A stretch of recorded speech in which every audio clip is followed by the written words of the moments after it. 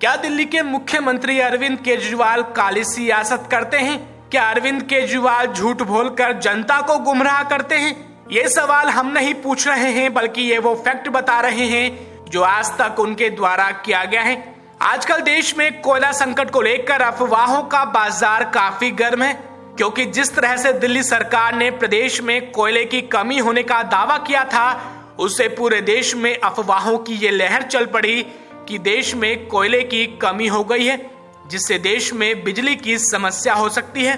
लेकिन केंद्रीय ऊर्जा मंत्री आर.के. सिंह ने बीते रविवार को प्रेस कॉन्फ्रेंस कर ये दावा किया कि देश में बिजली का कोई संकट नहीं है।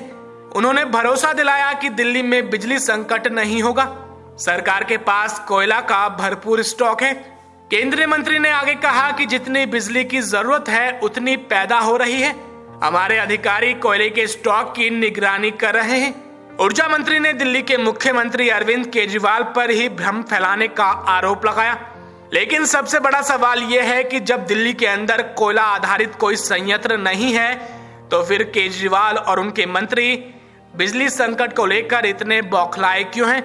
आपको बता दें कि दिल्ली सरकार के ऊर्जा मंत्री सत्येंद्र जैन के मुताबिक दिल्ली में 3 हाइड्रो इलेक्ट्रिक प्लांट हैं जो गैस पर चलते हैं।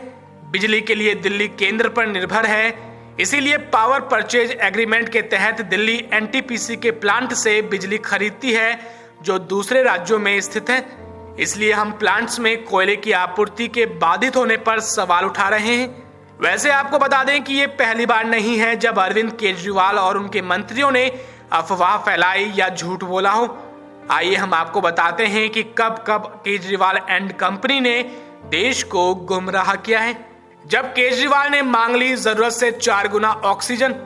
आपको बता दें कि जब केंद्र सरकार भरोसा दिला रही है कि दिल्ली को बिजली की कोई कमी नहीं होगी, इसके बावजूद केजरीवाल कोयले पर उसी तरह काली सियासत कर रहे हैं जिस तरह कोरोना की दूसरी लहर के दौरान उन्होंने झूठ बोलकर जरूरत से 4 गुना ऑक्सीजन मांग ली थी।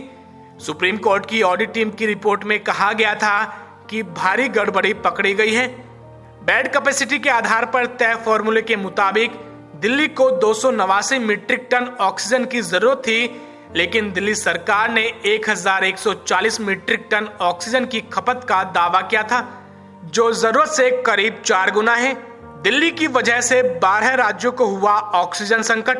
आपको बता दें कि सुप्रीम कोर्ट की तरफ से गठित समिति ने सुप्रीम कोर्ट को हैरान कर देने वाली बात बताई कि दिल्ली सरकार को जरूरत से ज्यादा ऑक्सीजन आपूर्ति के कारण 12 राज्यों को ऑक्सीजन संकट का सामना करना पड़ा। समिति की इस रिपोर्ट के बाद राजनीतिक महकमे में खलबली मच गई। उधर सोशल मीडिया पर भी लोग केजरीवाल सरकार से कड़े सवाल पूछने लगे।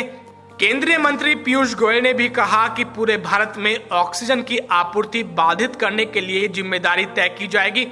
आपको बता दें कि उस समय petroleum and oxygen safety organisation ने सुप्रीम कोर्ट की गठित टीम को बताया कि राष्ट्रीय राजधानी क्षेत्र दिल्ली के पास जरूरत से ज्यादा ऑक्सीजन था, जिसने दूसरे राज्यों को लिक्विड मेडिकल ऑक्सीजन की सप्लाई प्रभावित की।